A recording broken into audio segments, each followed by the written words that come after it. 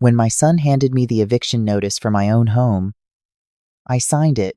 That's the kind of mother I had been for 41 years, the kind who keeps the peace, who smooths things over, who tells herself that difficult people are just people who are hurting.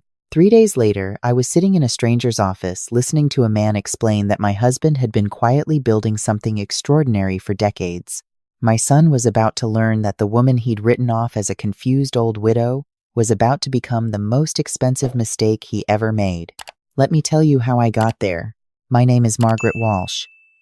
Most people call me Peggy. I was a 4th grade teacher for 32 years in Millbrook, Ohio. And for all 32 of those years, I came home to Robert. My husband was a quiet man, a mechanical engineer with ink-stained fingers, a garage full of half-finished projects, and a mind that never quite stopped working. We met at a church social when I was 24 and he was 26. He asked me to dance, stepped on my foot twice, and apologized so sincerely both times that I decided then and there I'd marry him. We built a life in the house his grandfather had built, a 2-story colonial on 4 acres outside of town, with a creek running along the back property line and a barn Robert had converted into his workshop. I planted the garden. He fixed everything that broke. We raised our son Daniel in that house. We celebrated 38 anniversaries in that house. And when Robert died of a stroke last February, quietly, in his sleep, I became a widow in that house. The grief was unlike anything I had prepared for. I had watched my mother lose my father, had believed I understood what was coming. I was wrong. The mornings were the worst, that half second when you wake up and the world is still normal, before the weight of it comes down again.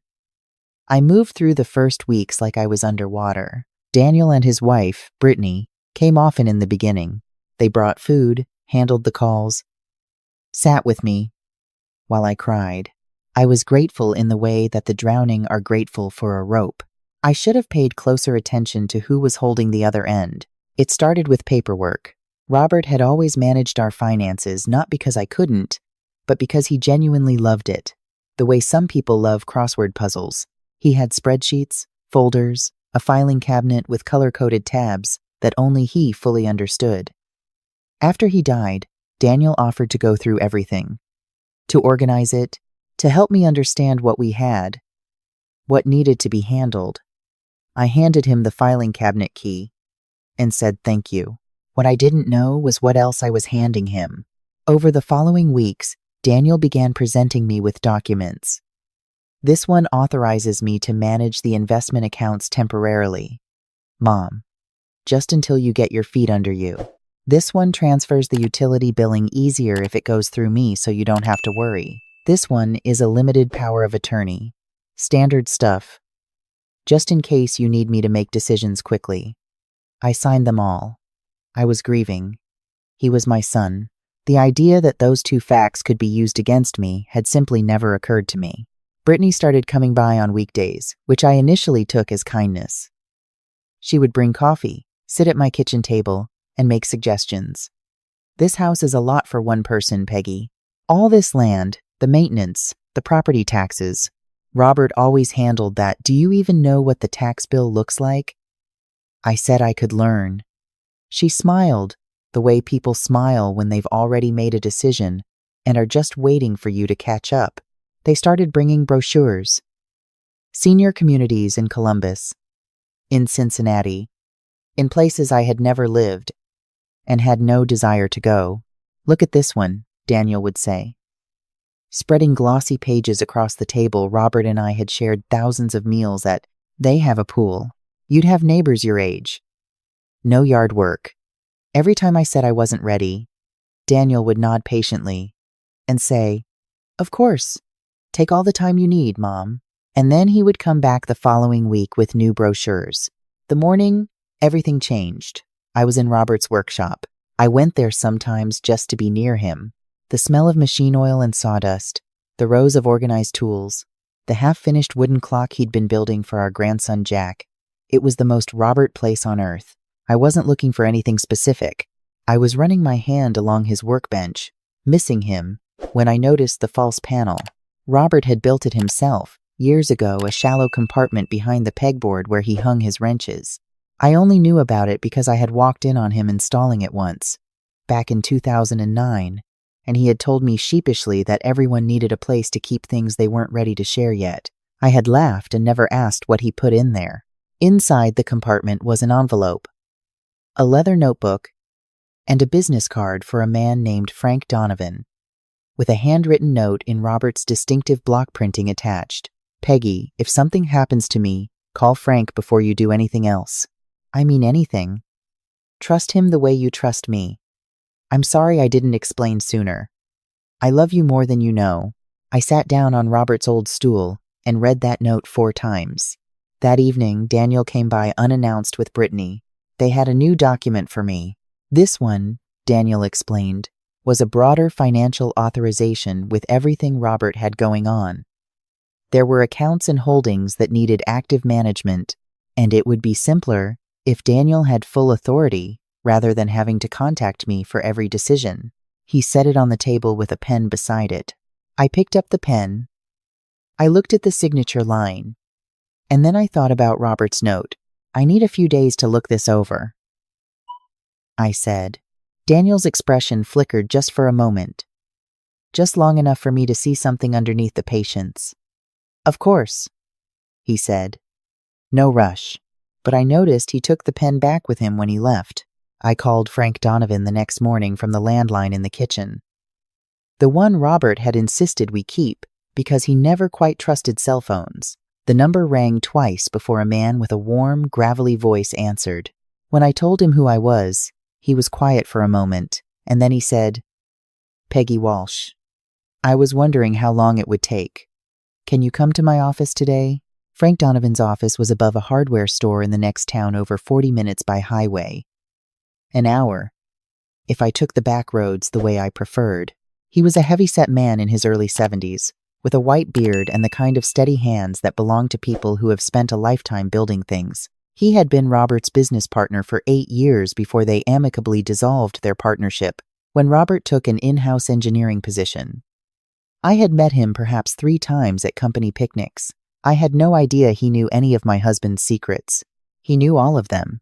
"Peggy," Frank said, sitting down across from me with a thick accordion file folder between us. "Your husband was one of the most methodical men I have ever known. He thought about consequences before most people think about breakfast. About 4 years ago, he came to me with a concern. Not about his health, he didn't know then about his heart. It was about Daniel. I felt something cold settle in my chest. What kind of concern? He had been watching Daniel for a while. The spending, the priorities, the way he talked about money always in terms of what he was owed, what he deserved, what other people had that he didn't. Robert said, and I'm quoting because he wrote it down, that he loved his son completely and trusted his son not at all when large amounts of money were involved. He wanted to make sure that if something happened to him, you would be protected. He opened the folder and began to explain. Robert Walsh had spent the last 11 years of his life developing a mechanical filtration system for industrial water processing. He had worked on it nights and weekends in that workshop, iterating quietly, filing patents through an attorney Daniel had never met, incorporating a small holding company under a name that bore no obvious connection to our family, Donovan Walsh Technologies, LLC, and the Donovan was Frank. The patents had been granted in stages, beginning in 2016. 18 months ago, a company out of Texas called ClearPath Industrial had approached them with an acquisition offer. The offer was for $26 million. Frank watched my face while he said the number. I'm not sure what he expected. I'm not sure what I felt. It was too large to process, like trying to hold the ocean in a coffee cup. $26 million. Robert, with his ink-stained fingers and his half-finished clock and his preference for flannel shirts from the farm supply store, had been quietly building something worth $26 million and had never said a word. Why didn't he tell me? I finally asked. Frank's expression was gentle. He was going to. He had an appointment with me and with your estate attorney in March to bring you in, to explain everything, to walk you through how it was structured and how it was meant to protect you. He died in February, 2 weeks before he was going to tell me. I sat with that for a long moment. The acquisition was still pending, Frank continued. Clearpath had been patient, they understood. There was an estate matter to resolve. But the holding company's ownership was split 60%. Robert, 40% Frank. Robert's 60% was clearly specified in his will. The real will, not whatever Daniel might have shown me as transferring entirely to me upon his death. I remembered the power of attorney Daniel had wanted me to sign the night before. The broad one, covering all accounts and holdings. If I had signed it before calling Frank, Daniel would have had the authority to act on my behalf in any business matter, including accepting the Clearpath offer and directing the proceeds wherever he chose. I think I need to see Robert's actual will, I said. Frank reached into the folder and produced it. I had seen a will. Daniel had shown it to me 3 weeks after Robert's funeral, a document with Robert's signature, witnessed and notarized, leaving the house and a modest collection of accounts to me, and placing a substantial portion of the estate in trust for Daniel. It had seemed unusual to me at the time, but I was grieving, and Daniel was patient, and I trusted him the way mothers trust sons they raised with their own hands. The document Frank gave me was entirely different. The house was mine outright. The accounts were mine. And the holding company, the patents, the pending acquisition, all of it was held in irrevocable trust with me as the sole beneficiary, with Frank as successor trustee, to ensure it transferred cleanly upon Robert's death. There was a provision in plain language that stated, "This trust is structured specifically to prevent premature or unauthorized transfer of assets by any third party, including members of the grantor's immediate family." Robert had known, and he had built a wall around me without ever making me feel guarded. What I had signed for Daniel, Frank told me carefully, was not yet a problem. The accounts he had accessed through the limited power of attorney were real, but contained only a fraction of our actual estate. Robert had kept the bulk of everything in structures Daniel couldn't easily find or touch. But the broader authorization Daniel had presented 2 nights ago would have changed that. It would have given him a path to everything. I drove home that afternoon with a copy of the real will, Frank's business card in my purse, and something I hadn't felt since February. I felt like myself. What happened next did not feel good. Nothing about it did, but it needed to happen. I called the estate attorney named in Robert's will, a woman named Patricia Hendricks, whom I had never met, who had an office in Columbus and a calm, precise way of speaking that reminded me of the best kind of physician. She reviewed everything that same day and confirmed what Frank had told me. She also identified that the document Daniel had shown me as Robert's will was, in her professional opinion, not legitimate. The signature was Robert's, but the notarization date was wrong, and the language in several key provisions did not match Robert's known estate planning instructions, which Patricia had on file, forged, she said plainly, or a significantly altered earlier draft presented as the final version. I sat in my kitchen that evening with Patricia's number, Frank's folder, and the real will in front of me, and I thought about my son. I thought about the little boy who had cried the first time he saw a thunderstorm, who had brought me dandelions in his fist every spring until he was 9 years old, who had stood beside me at his father's graveside with his jaw set the same way Robert set his when he was trying not to show emotion. I thought about all of it, and then I thought about the note Robert had left me. Trust Frank the way you trust me. Robert had trusted me to be stronger than I thought I was. I decided to believe him. The following morning, I called Daniel and asked him to come over. I told him I had some questions about the paperwork, that I wanted to understand things better before signing anything more. He arrived at noon with Brittany, both of them carrying the particular brand of patience that people carry when they expect an easy conversation with someone they underestimate. Patricia was already in the living room. Brittany stopped in the doorway. Daniel looked at the woman he didn't recognize, and then at me, and his expression changed in a way that took all of a second and told me everything I needed to know about how much he had understood, all along, about what he was doing. "Daniel," I said, "this is Patricia Hendricks. She was your father's estate attorney." He recovered quickly. "Mom, I don't know who told you whoever this is. They may not have the full picture. Dad's estate was handled through Crestwood Legal. The documents were all reviewed. The documents you showed me, Patricia said pleasantly, were reviewed, just not by me, and not by your father's actual legal team. She opened her portfolio. I have the original will here, properly executed, notarized, and filed. Would you like to compare it to yours? The silence in my living room was so complete I could hear the creak behind the house. What followed was not a comfortable hour. Daniel tried 3 different approaches. First, confusion. Then, a suggestion that I was being misled by people who didn't have the family's best interests at heart. Then finally, a version of the truth that framed everything he had done as protection. Mom, you don't understand the kind of money we're talking about. You don't understand what it takes to manage it. We were going to take care of you. You would have had everything you needed. We just needed to be the ones handling it. You needed to be the ones keeping it, I said. That's different. Brittany said nothing at all. She had gone very still on the couch, with her hands folded in her lap and her eyes on the middle distance, and I recognized the posture of a person calculating distances. Patricia explained to Daniel what he was looking at, not just the civil matter of the estate, but the potential criminal exposure. Forging a will. Elder financial abuse. The unauthorized use of a limited power of attorney beyond its intended scope. She spoke in the same calm, precise way she had on the phone, and each sentence landed like a stone dropped into deep water. Daniel's certainty eroded in stages.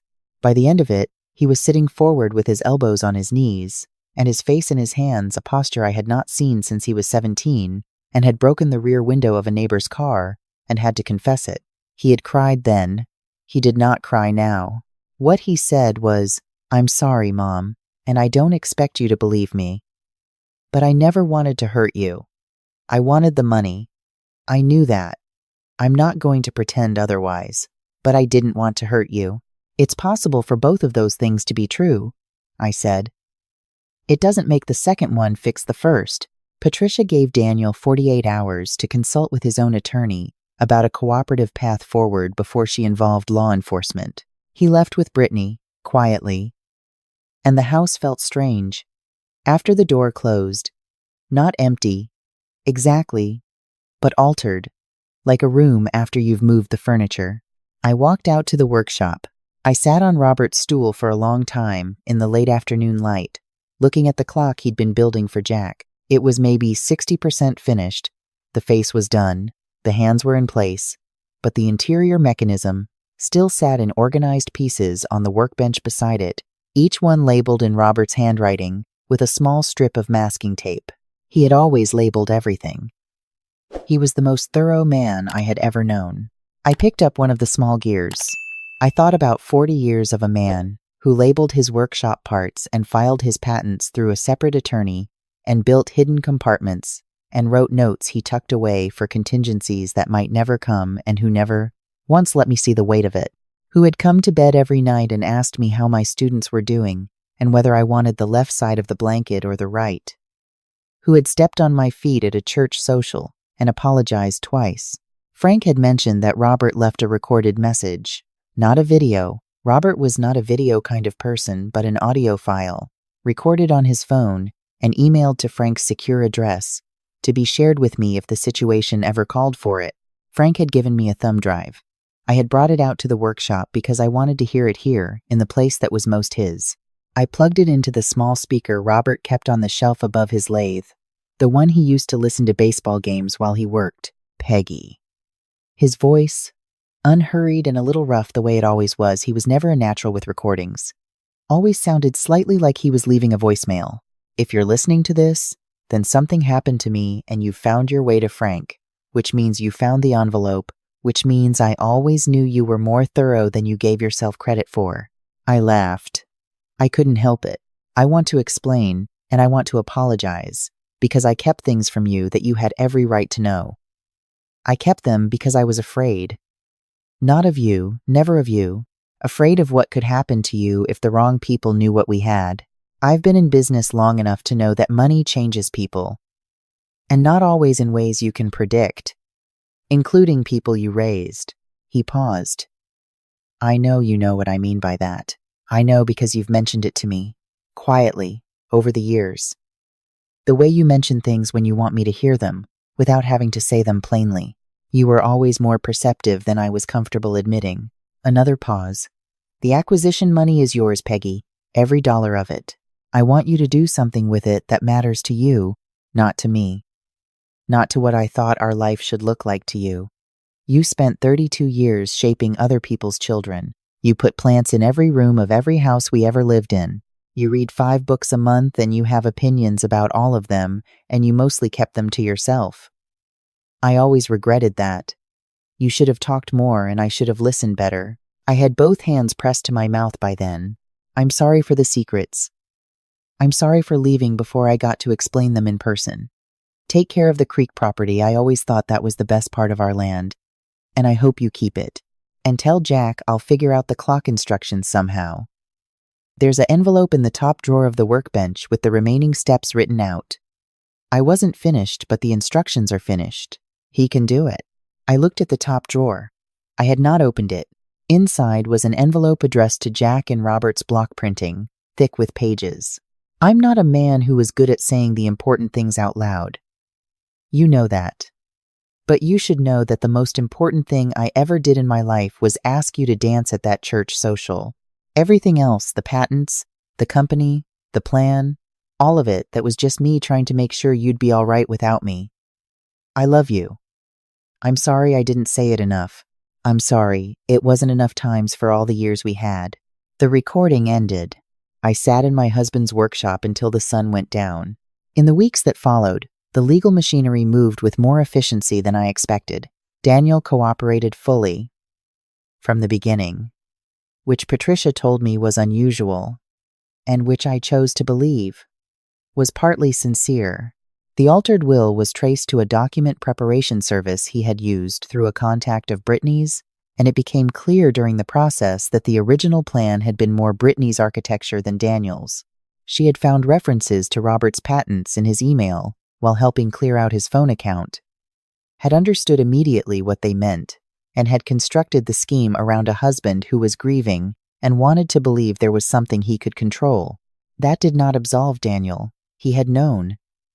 He had signed where he needed to sign and looked away from what he needed to look away from. He made no excuses for this, at least not to me, which I respected even when it broke my heart. He received a deferred prosecution agreement, community service, full restitution for the minor funds he had redirected through the limited power of attorney, and 2 years of supervised probation contingent on continued compliance. Patricia told me the outcome was more lenient than it might have been. I told her I was aware of that, and that it had been a deliberate choice. The ClearPath acquisition closed in the fall. $26 million, minus taxes, minus Frank's 40%, minus Patricia's fees, and the various costs of the preceding several months, left me with something I still don't think of in terms of a number. I think of it in terms of what Robert built. Quietly, over 11 years, while listening to baseball games in the workshop and asking me every night how my students were, I established a foundation, the Robert J. Walsh Fund for Rural Education Grants, for rural Ohio schools to support hands-on science and engineering programs for students who don't live near a museum or a university, or any of the places that make those subjects feel accessible. Frank sits on the board. Patricia helps structure it. I chair it, and I attend every site visit in person, because I was a 4th grade teacher for 32 years, and I know exactly what a child looks like when something finally makes sense to them, and I am not willing to miss that. I kept the house. I kept the creek property. I had the workshop cleaned and organized, but not changed. The tools are still where Robert left them. The labels still on the parts of the clock. Jack finished the clock.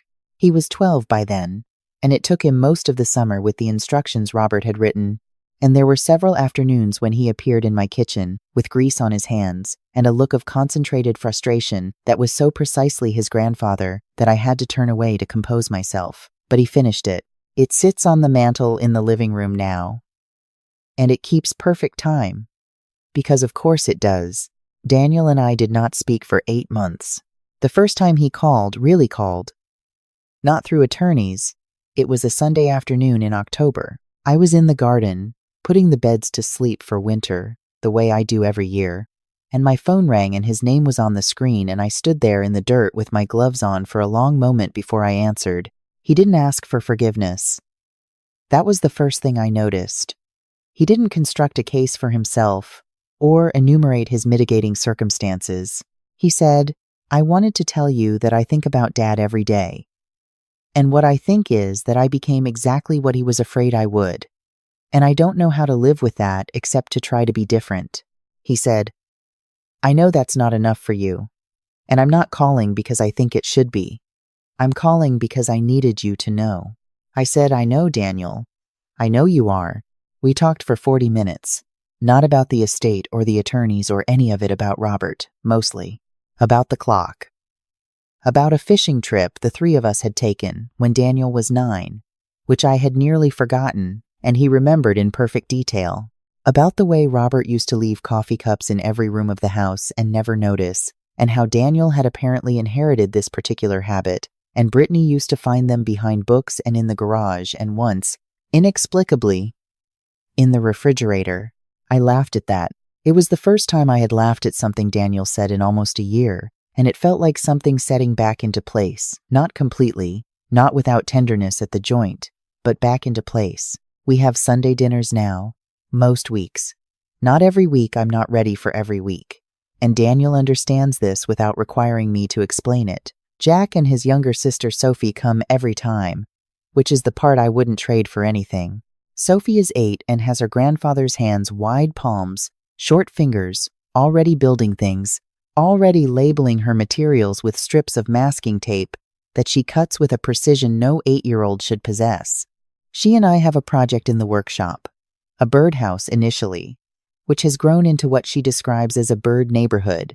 I have learned some things this year that I did not expect to learn at 63. I have learned that grief does not make you smaller, even when it feels like it is hollowing you out. I have learned that trust is not the same as obedience that I spent too many years handing over keys, literally and otherwise, to people I loved, without asking whether that love was being held responsibly. I have learned that a man can love you for 40 years and still keep rooms closed, not from malice but from protection, and that you can honor the protection and still wish the rooms had been opened sooner. I have learned that forgiveness is not a door you walk through once. It is more like Robert's workshop, a place you return to, again and again, finding something different each time you're there. And I have learned that the woman who spent 32 years teaching other people's children to think carefully, to read closely, to check their work, that woman was never as absent as she had allowed herself to believe. She was just quiet. She isn't quiet anymore. If you've stayed with my story all the way through, thank you. I know it wasn't a short one, but I think the important stories rarely are. If there's something I want you to take from it, it's this. Pay attention to what the people who love you are trying to tell you, even when they don't quite know how to say it out loud. Robert left me a note in a hidden compartment because he didn't know another way. I almost missed it. I'm so glad I didn't.